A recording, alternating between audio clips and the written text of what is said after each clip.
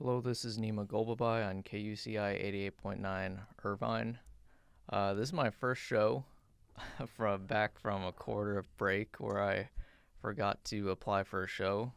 But we are back thanks to the good work of uh, everybody involved, especially me with that 12 hours volunteering.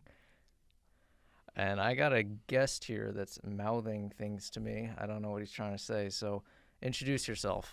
Hello, hello. I'm Jake Pacheco. I'm Nima's neighbor. I've been on the show, his old show before, and I'm excited to be back in the studio this time. All right, so we have a movie that has been long in the making. I've wanted to watch this. I wanted to watch it with you, but I wanted to watch it again for myself. But I waited. Um, some months ago, I we were supposed to watch it, and you stuck me up actually. And after many months, I finally, would never do that. okay. And then after many months, we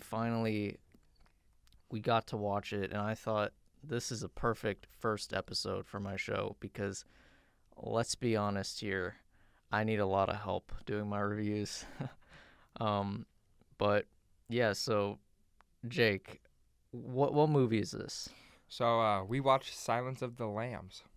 All right, so Silence of the Lambs, I would say, is a psychological thriller, meaning it's a thriller and it has kind of like horror elements that it's kind of like a cerebral mystery kind of thing. And I'll give you a quick summary provided by our friends at IMDb of the movie. Oh boy, this is a long one, but I'll give a quick one. So FBI trainee Clarice Starling, played by Jodie Foster, works hard to advance her career while trying to hide or put behind her West Virginian roots, of which, if some knew, would automatically classify her as being backward or white trash. After graduation, she aspires to work in the agency behavioral science unit under the leadership of Jack Crawford, played by Scott Glenn. While she is still a trainee, Crawford asks her to question Dr. Hannibal Lecter, played by Sir Anthony Hopkins, a psychiatrist imprisoned for 8 years in maximum security isolation for being a serial killer who eats his victims. Clarice is able to figure out the assignment to pick Lecter's brains to help solve another serial murder case, that of someone coined by the media as Buffalo Bill, played by Ted Levine, who has so far killed 5 victims, all located in the eastern United States, all young women who are slightly overweight, especially around the hips, all who were drowned in natural bodies of water, and all who were stripped of large swaths of skin. She also figures that Crawford chose her as a woman to be able to trigger some emotional response from Lecter. After speaking to Lecter the first time, she realizes that everything with him will be a psychological game. Uh, psychological game, with her often having to read between his very cryptic lines he provides. She has to decide how much she will play along, as his request in return for talking to him is to expose herself emotionally to him. The case takes a more dire turn when a 6th victim is discovered, this one from who they are able to retrieve a key piece of evidence. If Lecter is forthright as to its meaning, a potential 7th victim is high-profile victim Catherine Martin, the daughter of Senator Ruth Martin, which places greater scrutiny on the case as they search for a hopeful Catherine still alive. Who may factor into what happens is Dr. Frederick Chilton, the warden at the prison, an opportunist who sees the higher profile with Catherine, meaning a higher profile for himself if he can insert himself successfully into the proceedings. Okay, that's it. That was a bit long, but all right. So I think we should get Jake's opinions on this. So, what were your first biases about the film? Because you kind of said you didn't find it interesting and you didn't want to watch it. Why was that? Honestly, I knew how much you enjoyed it, and so I just wanted to keep I guess not necessarily insulting him, but I didn't want to give it high praise because I knew that by doing that I would kind of make you cringe a little bit. You would legitimize my movie opinions. Yeah. Okay, so it was more like a petty thing. I guess so. All right, so this film's kind of up your alley.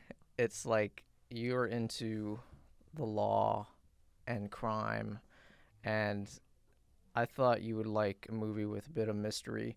And it's also kind of like political in terms of its background. It's in like Washington, D.C., and it's a serial killer. That doesn't make sense, but it's in Washington, D.C. for a lot of it. Um, okay, so first time you are introduced to Hannibal Lecter, what'd you think? I mean, the first time you see him, he's behind his he's in his cage behind a large screen of glass. Um, the only way I could put it is he's psychotic, and he's an interesting character. Right. What I like most about Hannibal Lecter and the actor that plays him, Sir Anthony Hopkins, is I really like when a villain is like in total control of the situation. And in Hannibal Lecter's case, he's in like total mental control.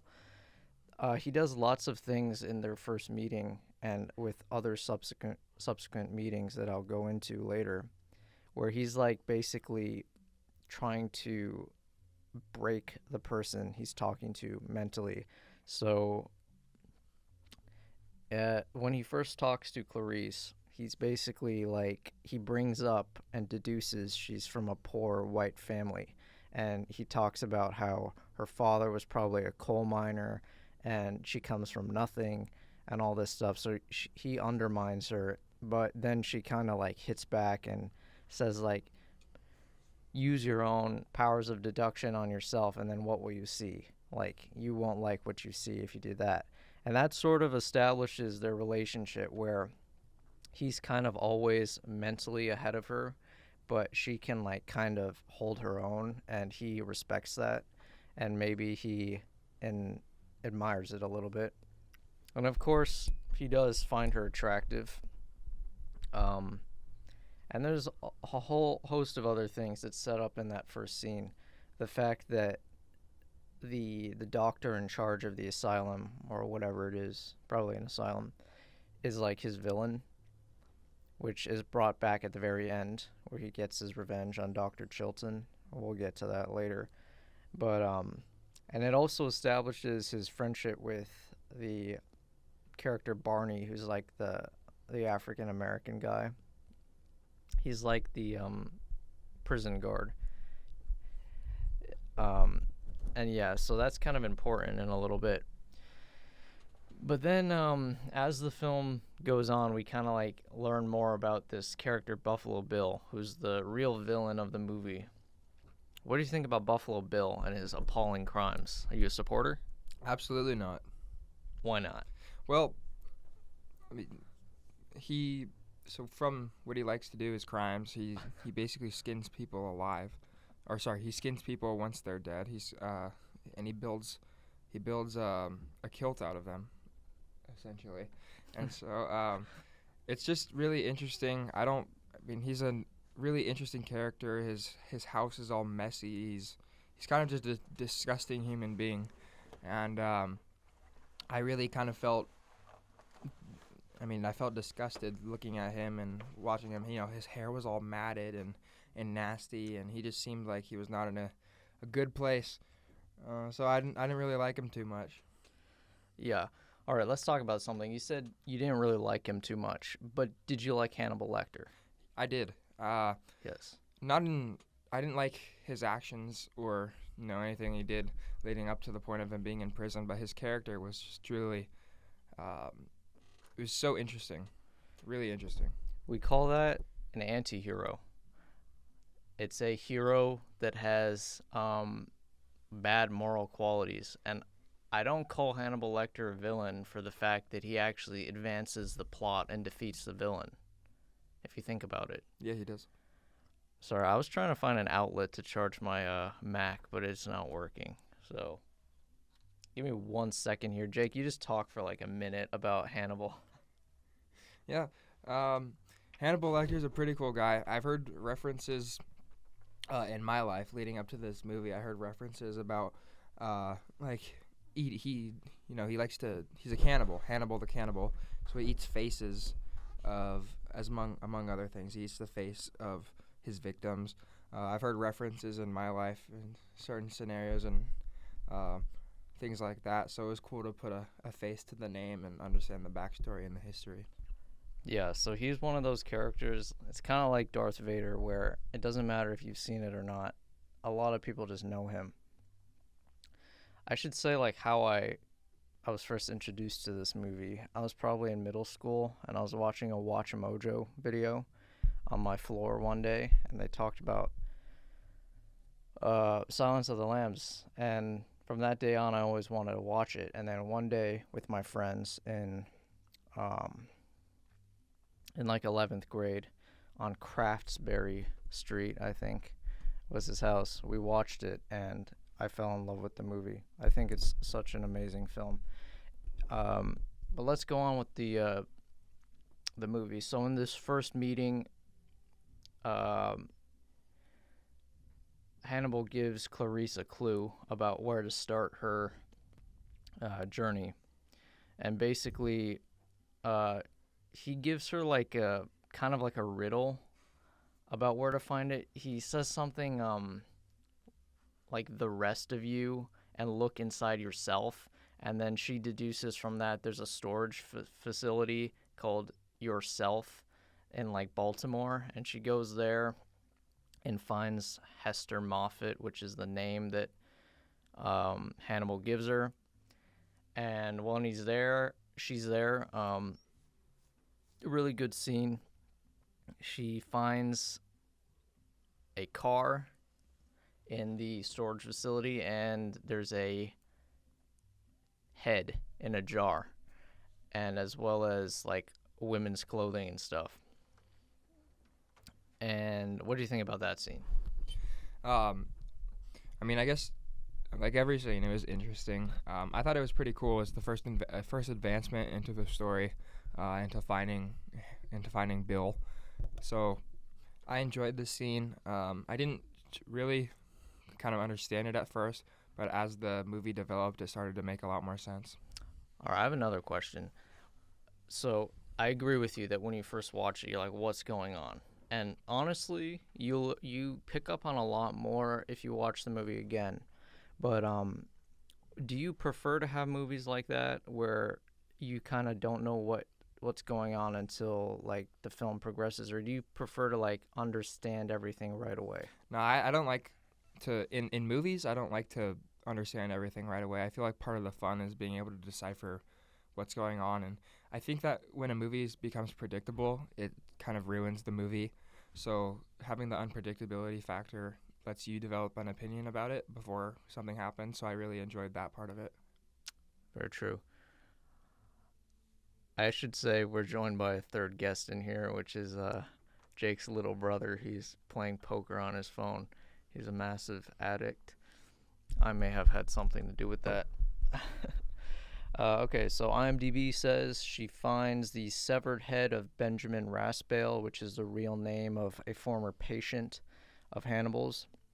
Starling returns to Lecter, who links Raspail to Buffalo Bill and offers to help profile Buffalo Bill if he is transferred to a facility far from his venomous enemy, Dr. Chilton.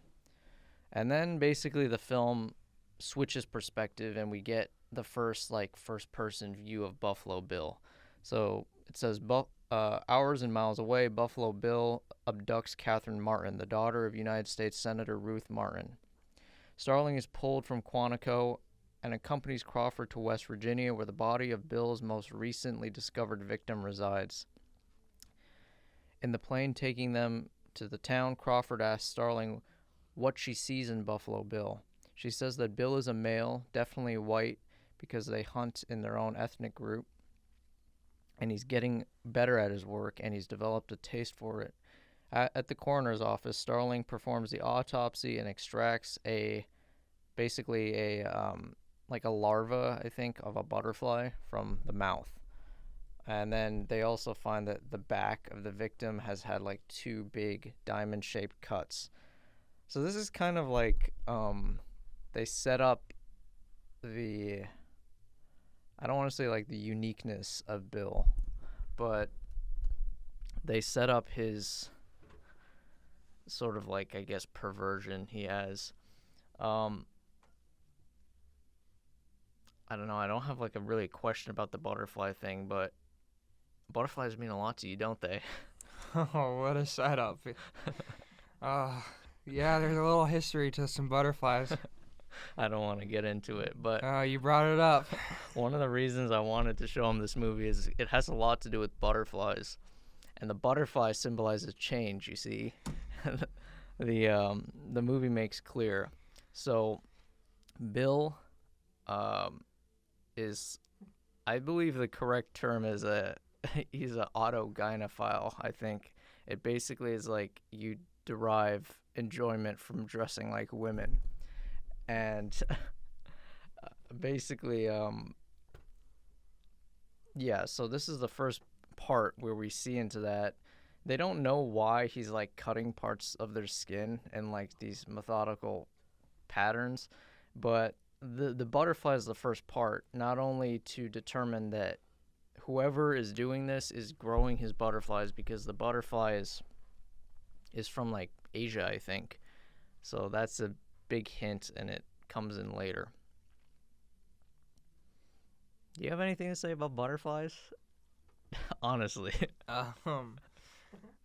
Well, I think they're pretty cool creatures, and I understand how they can be, I understand why they were chosen in this movie. I don't want to necessarily get into butterflies in my personal life, Yeah, don't get into it. but I think they're cool creatures, Wait, and they're easy to use in movies. You went to a butterfly flower field yesterday. I did. Tell us about that. Let's take a sidetrack. It's kind of funny because I was in the exhibit, I guess, and I really thought about the movie a lot. Really? I did. I thought about the movie because butterflies played a pretty large role in the movie. But I got to. There were like maybe 4 or 5 butterflies on my hat.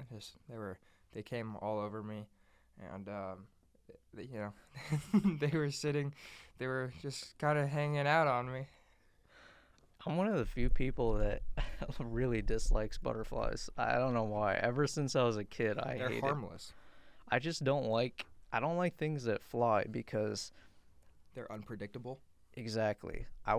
This sounds a little bit grim, but I want to know that if something like attacks me, that I'll be able to easily catch it and kill it. You're scared of a butterfly? I'm not scared. I just don't like them getting in my space. Well, it's not gonna hurt you. Yeah, but also like a fly won't hurt you, but it buzzes in your ear and pisses you off. But you can't. It's like you can't catch them. But like if let's say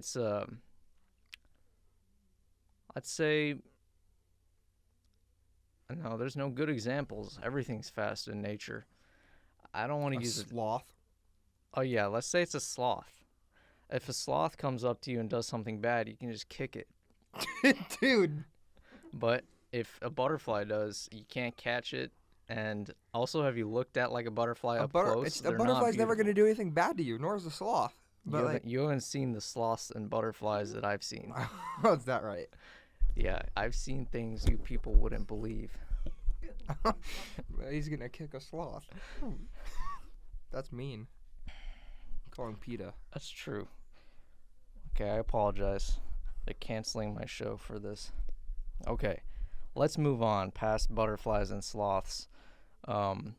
That's my next show, Butterflies and Sloths, a reading by Nima Golbabai. Okay.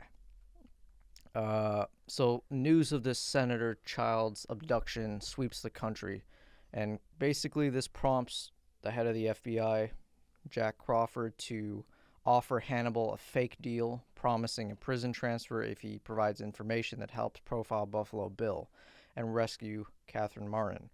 Instead, Lecter begins a game of quid pro quo with Clarice, starting with offering comprehensive clues and insights about Buffalo Bill in exchange for events from Starling's traumatic childhood. Okay, so I like this part.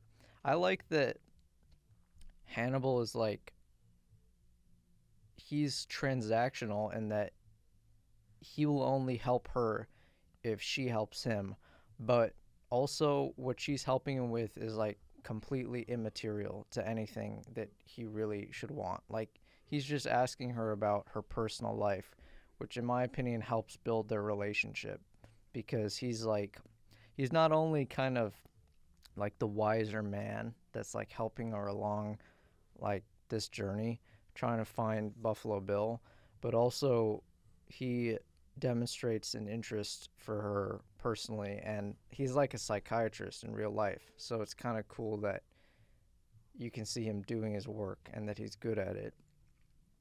What do you think about that? Um, well, another thing, as I was watching the movie, I kind of pictured what it would be like to have a psychiatrist like Hannibal Lecter. Mm-hmm. And I mean, I guess if you want to take just the emotional side of it, disregarding his acts and what he does to other people, I think it'd be pretty interesting to have a psychologist like him. He's a genius, and I think that's pretty evident in the show and how he's able to connect and also deceive people. Yes. So I think, it just made me wonder and sit there and think what it would be like to have a psychologist like him, and I just can't honestly picture it necessarily. Although I think it would be pretty beneficial. Yeah, you want it. You want to experience it nonetheless, even though you know who he is. It would be fun. I guess so. I heard something one time that like a psychopathic patient actually shouldn't go to a psychiatrist because the psychiatrist will teach the patient how to like behave normal, and the psychopath just starts imitating normal people to like manipulate them. So I thought this was like the opposite. The doctor is the psychopath, and he uses the patients to learn what's normal and what's not. Yeah, I mean that's a cool thought. I think. Yeah, and stop laughing over there, buddy. Okay. Um Also about the fact that he's a genius. Well, I'll go back into my point about I like villains a lot that are kind of like indestructible in a way. And despite the fact that at this point in the movie, it's only teased that he's like physically strong, um, because he's attacked people on multiple occasions. His mental abilities to like destroy her, like her confidence and like, like totally outwit her and stuff, is really, really good for making you afraid of the character. Definitely. And like on the other hand, Buffalo Bill is like not smart at all, but he's like physically powerful and very evil. Okay, so the synopsis continues, saying that unaware to both Clarice and Dr. Lecter, Dr. Frederick Chilton tapes the conversation, and after revealing Starling's deal as a sham, offers to transfer Lecter in exchange for a deal of his own making, one that will make Chilton out to be a hero for identifying and tracking down Buffalo Bill. Lecter agrees and following a flight to Tennessee, reveals Buffalo Bill's real name. Okay, so this is the iconic scene where Hannibal Lecter's, he has the mask on and he meets the senator. That's probably the iconic scene from the movie. And this is another scene I really like because it goes back into that thing that I said at the beginning where he brings up the fact that she's like a white trash, quote unquote. He's talking to the senator and being very cordial, and then out of nowhere he asks her like, "Did you breastfeed your daughter?"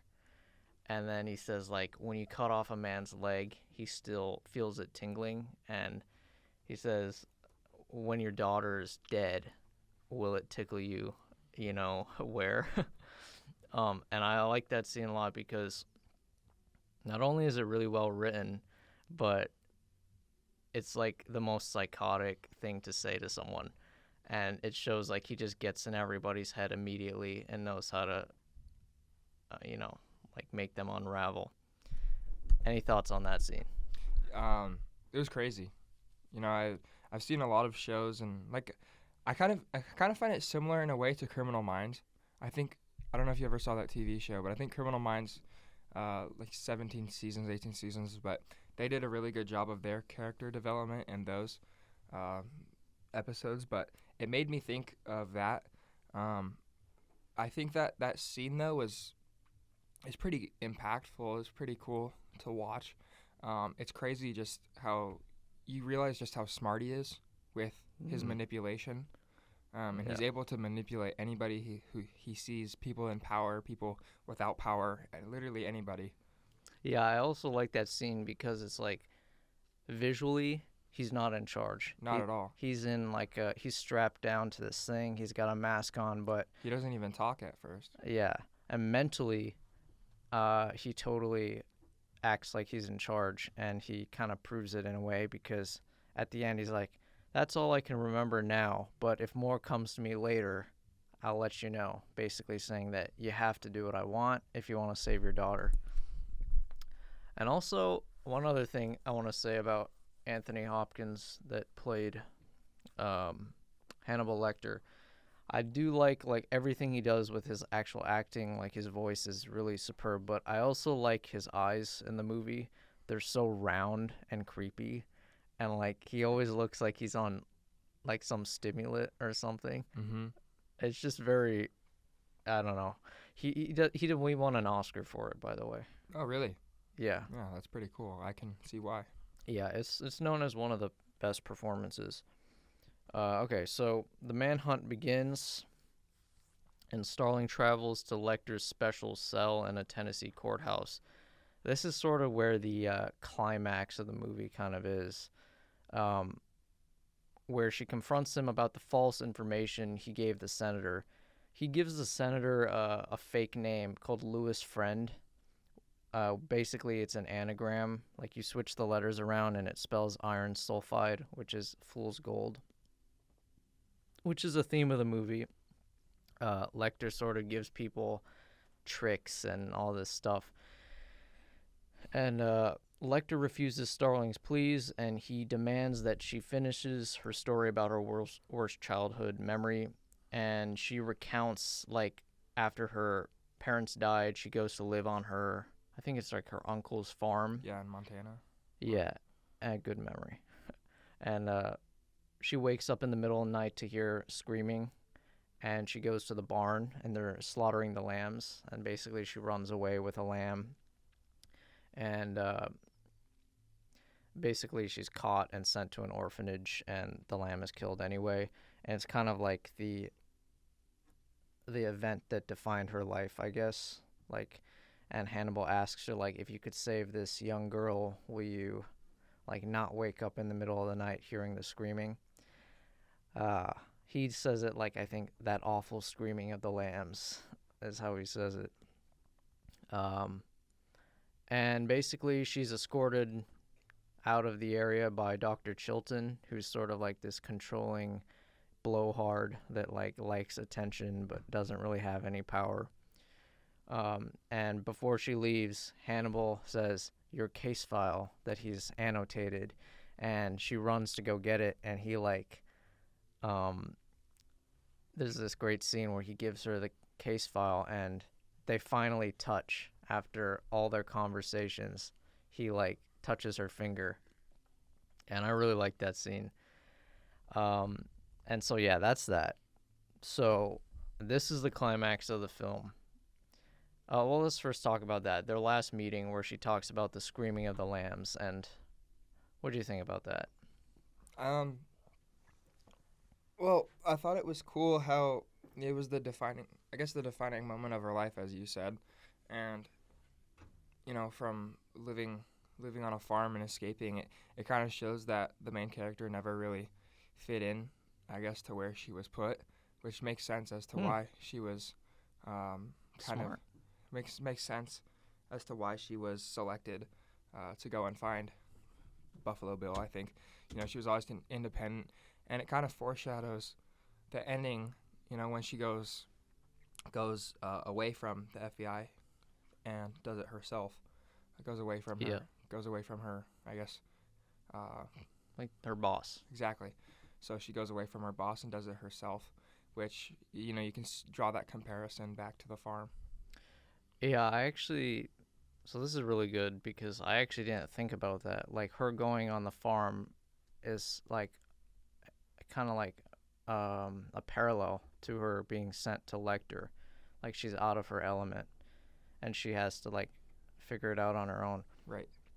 That's a very good. And also there's the kind of obvious metaphor of the lamb. She tries to save the innocent lamb who's, used as a sacrifice in religions. And the young daughter of the senator who's being, the innocent lamb that's coming up for slaughter. So she's like saving. She wanted to save the real lamb, and she's saving this young girl. Okay, so yeah, this is like the climax of the film where Lecter escapes from prison, and I think this is like one of the most exhilarating scenes I've ever seen in my life, especially the first time I saw it. My heart was like racing super high, and basically the way it goes down is Lecter, you know, is in his cell, and the two guards are bringing him lamb, extra rare, bloody as he likes it, lamb chops.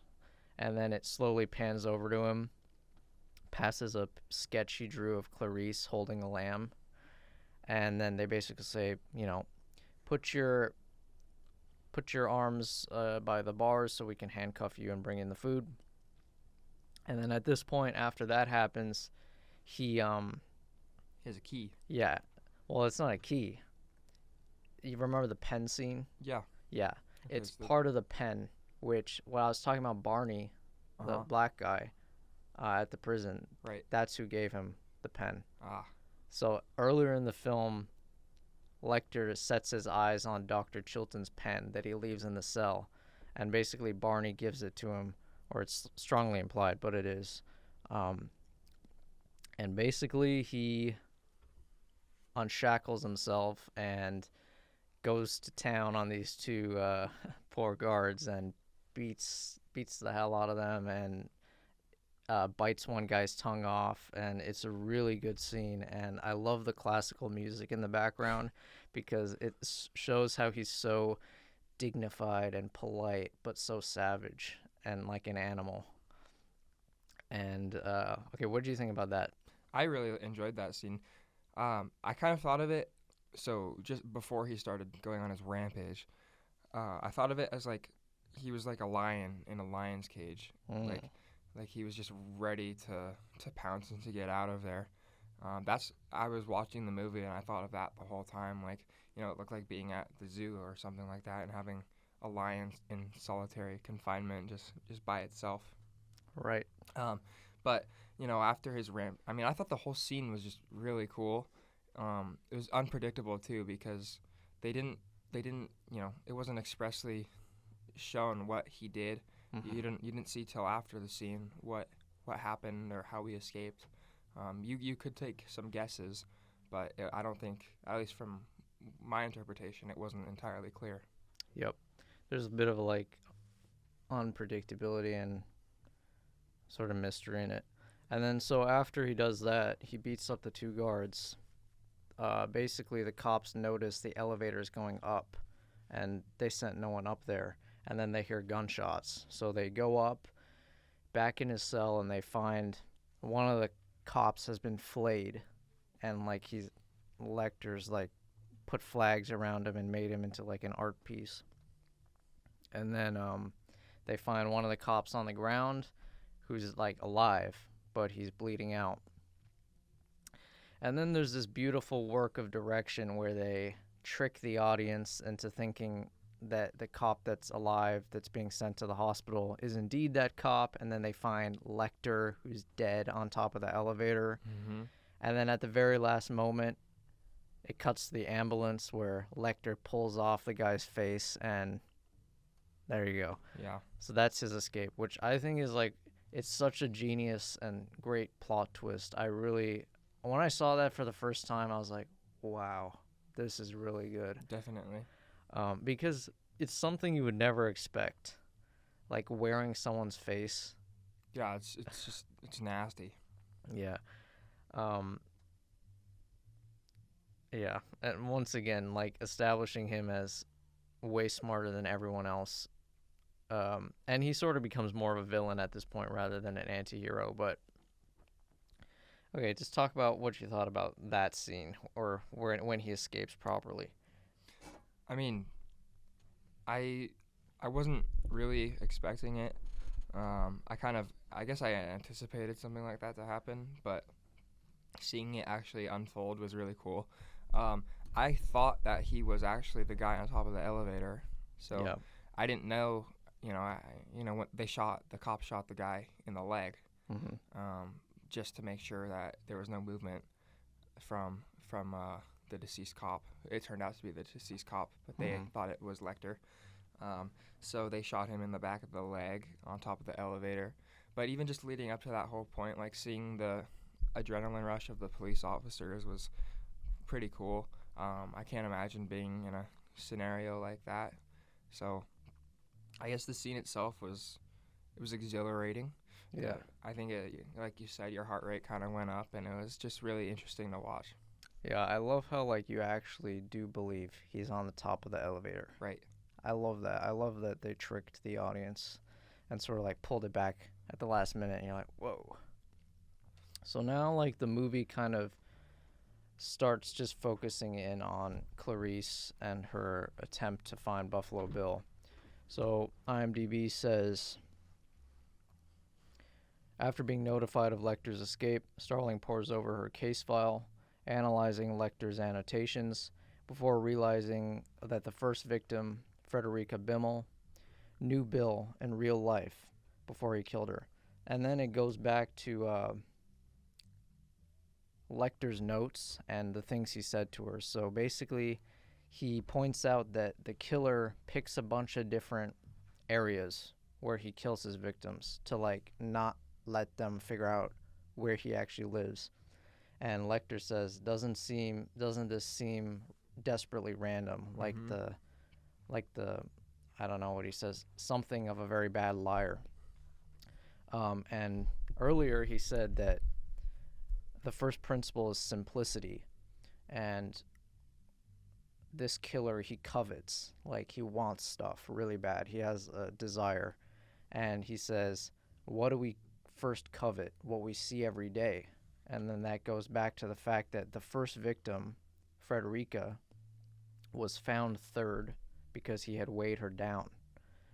So that lets Clarice know that the first victim must be where he lives because that's the girl he first started coveting.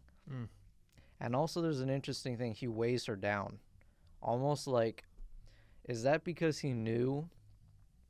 Um, is that because he knew that it would like divert the cops' trail, or is it because like that's the only one he actually like liked and cared about? Yeah. Because uh, you covet what you see every day. And then she goes and off this information goes to the town and like starts asking questions of the murdered daughter's father, and she basically finds like racy photos in her room where she's like in her underwear and stuff, which is it's clear that Bill probably took these photos because he's obsessed with like heavy women. Um, so and she also discovers a dress with like markings on it in those diamond formations. Yeah. So it's clear that Bill knew this girl personally. And then she calls Crawford and says like he's fashioning a woman's suit. He's a tailor and all this stuff. And then Crawford's like, no, we already found the guy. We found someone that applied for gender reassignment at a Johns place. Hopkins. Yeah, John Hopkins, and he also imported butterflies from Suriname. So they think they have the guy, but then it shows a picture of him that Crawford holds up, and it's not the right guy. Mm-hmm. So it sets up this like tense situation where they're going into the wrong area. And Clarice says, "Okay, I'll be on my way," but they're like, "Don't come." So she decides to just go around and ask around the town. So Crawford instructs Starling to continue interviewing Bimmel's friends while he leads a SWAT team to this guy's business address in Calumet City, Illinois. Starling's interviews lead to the house of Jack Gordon, who basically, one of Frederica Bimmel's friends said that they would help make clothes of this woman that lived at this address. So she goes to the address and she finds this guy, Jack Gordon, who the audience knows is Buffalo Bill. Right. And basically, there's this great scene, back to Butterflies, where she walks into his house and over her shoulder is a portrait of a butterfly. Mm-hmm. And then what really gives it away is she sees a butterfly land on like his kitchen table, and then she pulls out his gun, and this is like the last action scene of the movie. So Clarice pursues him into the basement, which consists of several rooms, and she finds Catherine Martin in a dry well.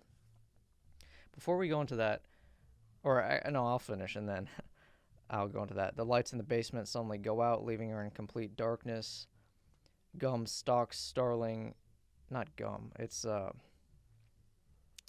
Bill stalks Starling in the dark with night vision goggles and prepares to shoot her when Starling, hearing the clicks of his drawing back on the hammer of his revolver, swivels around and shoots Buffalo Bill dead. I really like, speaking of like, there's a lot of debate about like how people view female characters. Mm-hmm. And people say like, oh, people just don't like female characters. And I think this movie and many other movies completely disprove that.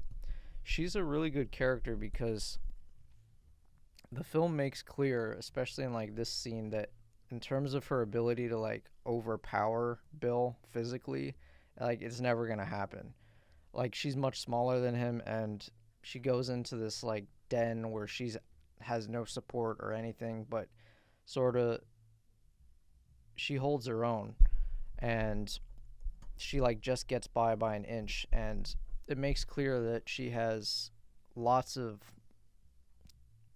character how do you say, like opposite of flaws.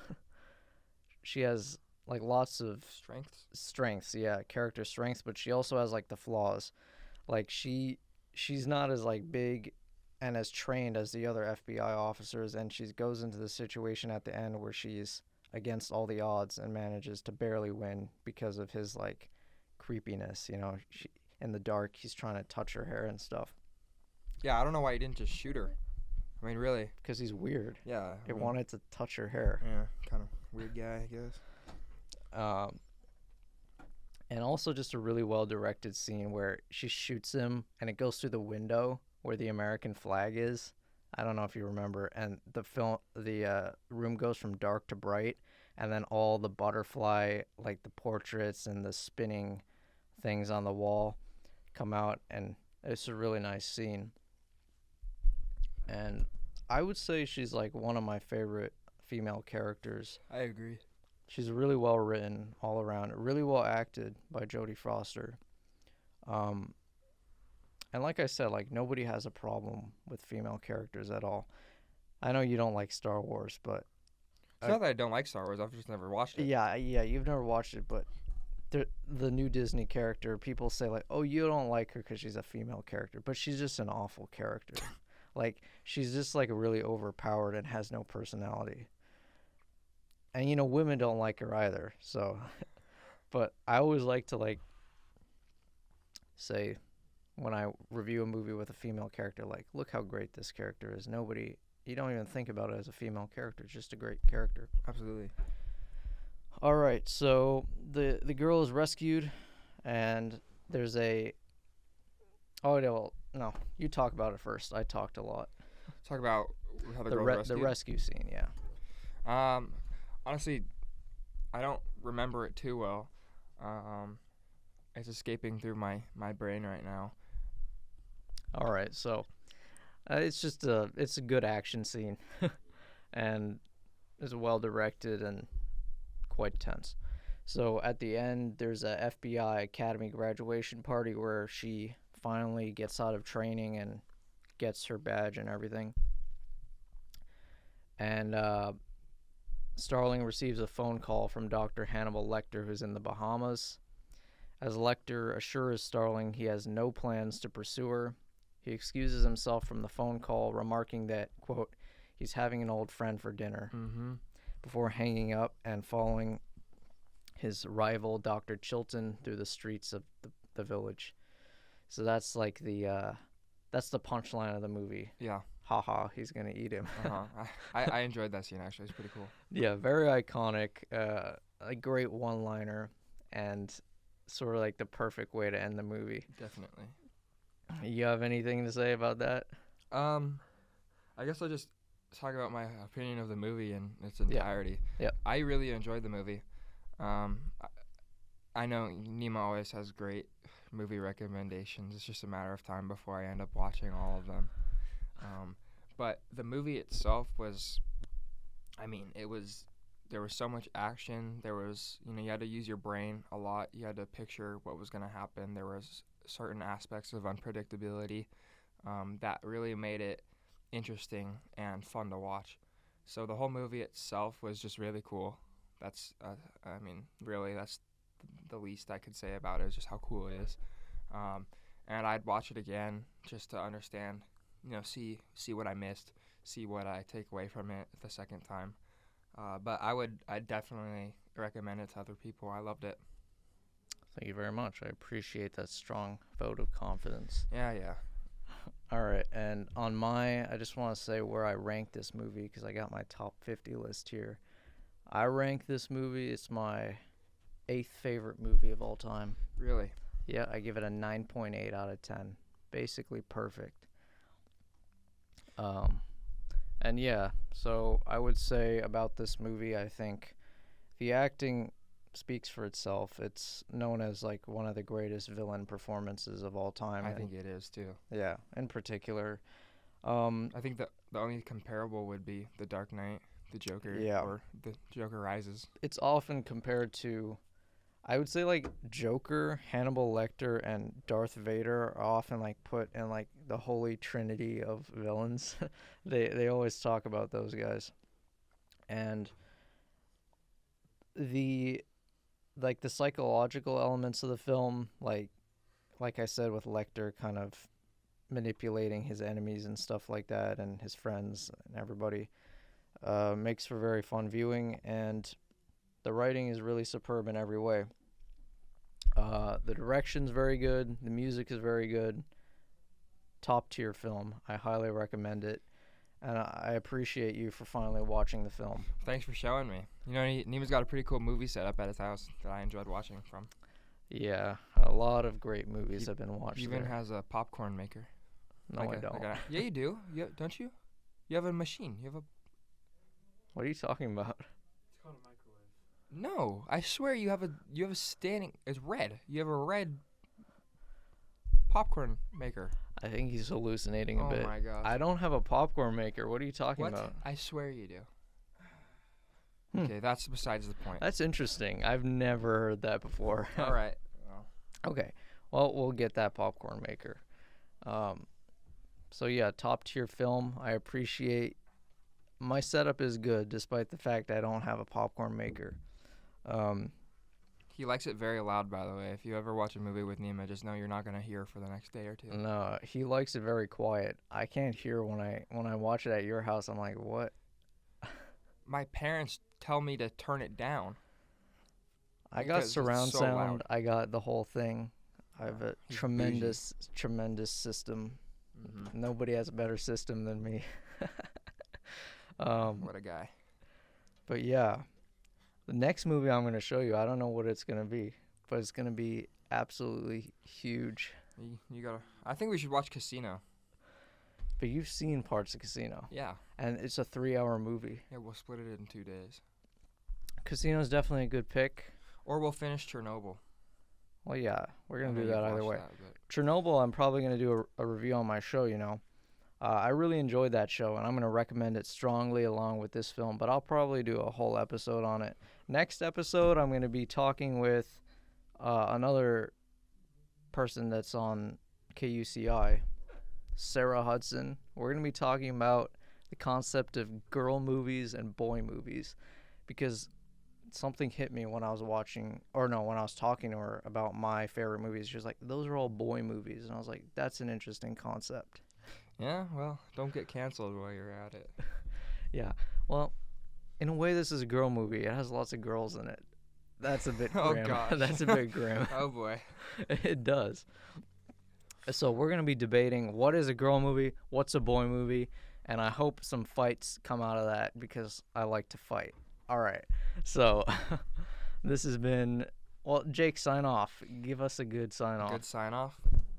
Well, this has been Jake Pacheco and Nima Golbabai on KUCI. Nima, thank you for having me. I really do love coming here. Well, actually, this is my first time in the studio, but I love coming and filming with you. I think it's fun, it's new, it's exciting. So thanks for being such a good friend, and thanks for letting me on the show. You're very welcome. Wait, hold on.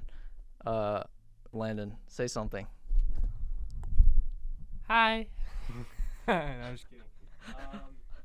Thanks for having us, Nima. You're a great friend, great neighbor. It's always fun being around you. We have some fun laughs with you, and you're just a fun friend. Mm-hmm. All right, I'm going to mute them now. We're going to... Oh, shoot. I'm pressing the wrong buttons. That was very funny, Landon. Okay, so this has been Nima Golbabai with Jake and his little brother, Landon, on KUCI 88.9 Irvine. Thank you for watching the first episode of Cinéshow since our break. With you to the end of the line.